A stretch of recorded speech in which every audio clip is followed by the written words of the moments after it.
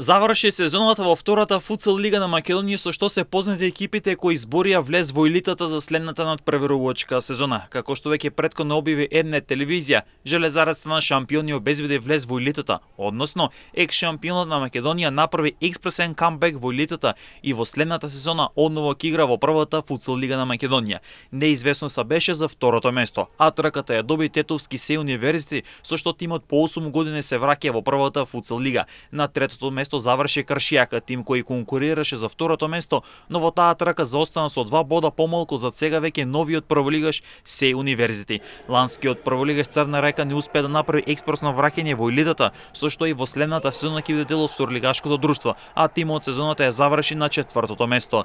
Фудбал Старс од Кочани, кој беше дебитант во втората лига, сезоната ја заврши на високото 5-то место со учинок од 10 победи, 10 порази за вкупно 30 освоени бодови. На второлигашката табела следуваат екипите на Кратово, која е шеста со 28 бодови, Овче поле од Свети Николе заврши на 7-то место со 17 бодови, Конзули од Битоло 8 со 13 бодови, откако му беа одземени 9 бодови, а 9 бодови му беа одземени на тимот на ССК кој заврши на 9-то место со 12 бодови, Партизан Јук од Бравињец е претпоследен со 10 бодови и одземени 9 бода.